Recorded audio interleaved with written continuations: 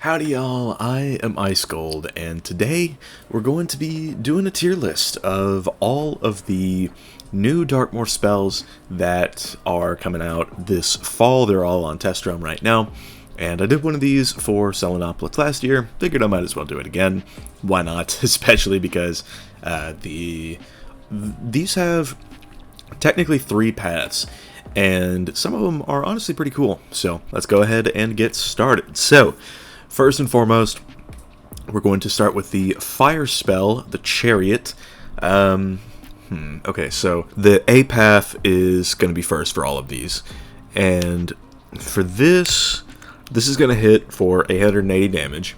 And then it's going to put on a little heal and add a 40 trap. Kind of cool, I would say.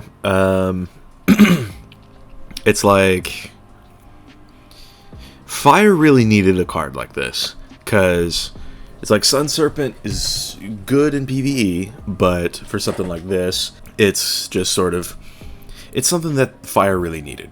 And so I think for that reason, I'm going to put this, the A path, probably into the A tier. And for the B path, that actually does a little bit more damage, I think this is going to be what we see more of. I think we might see some fires using this with traps occasionally. And I think that for that reason, we can go for S tier on the B path for the Chariot.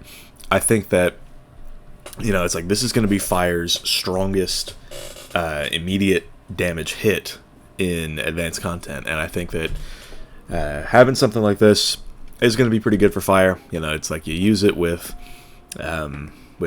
traps, I guess. Like if you were to put down maybe a fuel and then use like a brimstone on the fuel, and then you hit with this and it uses 2 traps, but then the last trap gets turned into a heal for 720. That's pretty strong, I would say. And I think that the Chariot definitely is a good card for Fire to have. I think that Fire is definitely eating good this update. The A path is also good, don't get me wrong, but I think that the B path here is worthy of reaching into the S tier. For its shadow path, this is a little interesting. I will absolutely say that because the Shadow Pact is able to be fulfilled by the caster, then it's going to go into the B tier. Like all of these for the Shadow Path, it's like they're all going to fall down a tier if you can't set up your own Shadow Pact conditional. So for Reverse Chariot, you can, so it will be doing pretty good. I mean, it's 2 pips and a shad, so it's honestly very, very strong, especially because this is going to heal for a bunch. But it's like with the healing meta that we're about to enter, I think everybody and their dog is just going to be carrying heal counters in some form or fashion, so it's not going to be nearly as good. But for 2 pips and a shad, I think it's pretty nice. And of course, the Shadow Pact is very easy to fulfill from the caster's end, so Reverse Chariot definitely going to rank much higher than some of these others for that reason. The next one up is Myths, the Emperor, and this first one does 775 myth damage, and then it puts on a 3-round bomb thought and a 35% crumb trap. Celestial Calendar is better. That's the main thing that I can really say about it. Because it's like the reason why Fire or like Fire's cards get up this high, because it's like the Emperor, if you look at A path Emperor and A path Chariot side by side, they're more or less the same spell, but the difference is Fire does not have a card like the Chariot at the moment in advanced content.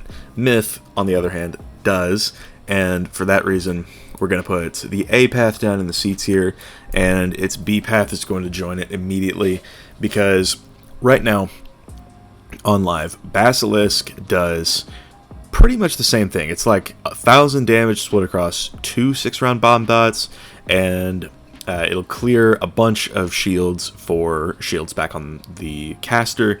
So That I think is good, and it's getting buffed significantly. Like, I think it's losing a bit of damage. Don't get me, like, definitely let me know if I'm wrong on that, but the dots are going from bombs to regular dots, and that's going to be very good for Basilisk, and the Emperor here is just going to be basically what old Basilisk was, except worse, arguably, because it's like you're not ever going to clear that many shields, and the traps are nice, but I'd rather shields for shields than shields for traps, personally. So Emperor going to go in the C tier. Reverse Emperor, this is honestly worthy of A tier, but because of the Shadow Pact, it's going to go down into the B tier. It's a decent little hit, you know, it's 2 pips and a shad for 480 damage, and it puts down 2 45% chrome traps. That is good. That is very, very good. The issue is it falls a little because the Shadow Pact requires the target to have shields, otherwise you take damage for using it. So this is one of those cards that you cannot set up yourself, whereas with Reverse Chariot you absolutely can, because that takes traps on the enemy. This takes shields. So Reverse Emperor, definitely going to go in the B tier. It's a neat little card, but it's like if you're going to be taking like 15% of your health for using it 99% of the time. So that's kind of how that one works. Although it could be used as a good little threat, just to sort of get your opponent not to shield. that maybe, bro, but at that point, like, Mythos has better answers for shields than this. So yeah, that. Next on the list is the Hierophant. This is Ice's spell, and for the A path, this is going to do 800 ice damage, and then it'll put on a 60% chrome shield and a 40% ice trap. This is very similar to the Chariot's A path. I think I will go ahead and put it in A, just because it is a very, very strong offense-defense move. But personally, if I'm looking for damage, I would use Lord of Winter over this. And although the Hierophant is a strong card, it's like Ice just sort of has a better option. It's just this is not in the same category as like the Emperor, for example. The Hierophant is good on its own, and it doesn't get fully outclassed by Lord of Winter. So the Hierophant I will put in the A tier. For the B tier, this is a mechanic that I've been wanting forever. Clear blades for chrome shields. This would be really, really great if it wasn't 10 pips. So I think we're going to put this one in the C tier. It is still a good effect, but I would not use this over something like Neptune's Fury or even like Frost Giant or something like that. Just because like the damage increase is negligible from Neptune's, and overall just, yeah, I mean the Hierophant, this B path, not the greatest, I will say. The Reverse Hierophant card, this is our Shadow spell. I think I'm going to venture as far as to put it in the D tier. It does a little bit of damage, you know, 445, it's decent. And the 2 chromatic shields is, at first glance, looks appealing, but shields are so easy to counter. And although Fire Elf is getting changed to only counter 1 shield, it is still going to be very, very easy for somebody to just use like Meltdown or something of the sort. So it's just kind of fodder for that whole thing. So yeah, and then the Shadow Pact brings it down another tier because it requires blades on the enemy. And yeah, it is certainly not good to have to rely on your target blading to make use out of this. So D tier without a doubt. Mortality is Death's card, and for this one, the A path, it's a hit, 35 blade, and 50% shield. This is honestly another good offense-defense card. Avenging Fossil, I know, does honestly a lot more damage, but in terms of how useful the card is, I think, you know, it's like an offense-defense move. You know, you do pretty good damage, and you set up another good hit out of it, as well as protecting yourself. So hard to argue with that. I think just from a utility perspective, Mortality's A path is very, very good. For Mortality's B path, what the hell are we doing? This, it does less damage, and it clears up to 4 heals for 50% shields. This idea, this is like Skeletal Pirate if it was like doubled and moved to the next person. So yeah, I mean, Skeletal Pirate is already not a very, very good heal counter, and the reason for that is it's creating shields out of your opponent's heal over times. That's not very good. And like, if it were me, I would really just rather use Dr. Von's monster at this point, because like what Vaughn does is it will take heals and turn them into 70% infections, and that is like, it's very, very good. I wish it wasn't the only card of its kind. I wish there were more hidden contagions in the game, but yeah, it's like Vaughn is very, very good, and it's 9 pips, so it's more or less the same pip count, and you just get better effects out of it rather than shields. So personally, Mortality is going to go in the D tier just because its damage goes down, and the effect that it gets for clearing the same amount of heals is far worse. So there you have that. Reverse Mortality. This is yeah, this is like Reverse Hierophant, but worse, because this one can be instantly countered by a Fire Elf, so that's pretty cool, and the Shadow Pact is even less common, although maybe not once this update drops, because this is going to be taking heal over times on the target, which you cannot set up. So, you know, 465 death damage, 245% universal shields, and the Shadow Pact is heals on the target. Realistically speaking, overtimes on the target is going to be one of the hardest Shadow Pacts to fulfill, especially if it's heals, and I just don't ever see this card getting any sort of use. So there's that. The Tower is up next, and this is Storm's card, but I mean, without a doubt, Storm Owl just outclasses this one in every single way. It's If it was like a better offense-defense move, I might bump it up a little, but it's really not. It's like, it gives a 35 blade, which is okay, but the defensive part of it is a 25% weakness, and that's not very strong at all. So, there you have it. Yeah, not much else to say about it, just not great. Its B path is actually pretty interesting. It does the same amount of damage and clears up the 4 heals for 40% chromatic blades.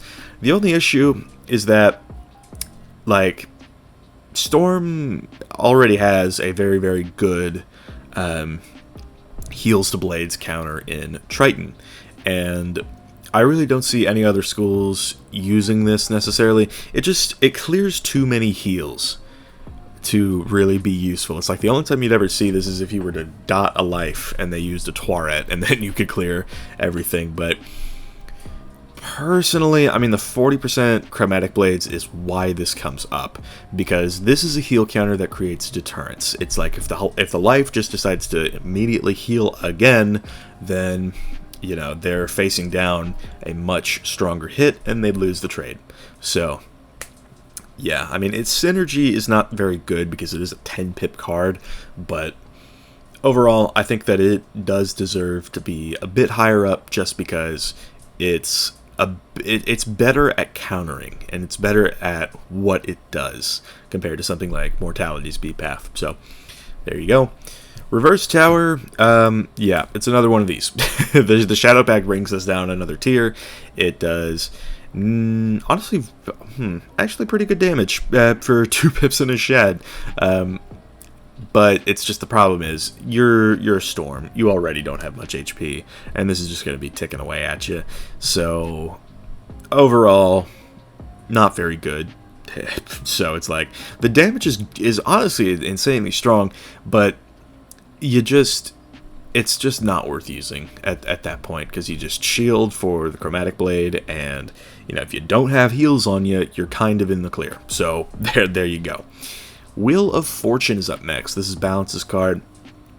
And this one, I don't actually know how much Sabertooth does, just offhand, but I think it does more than this.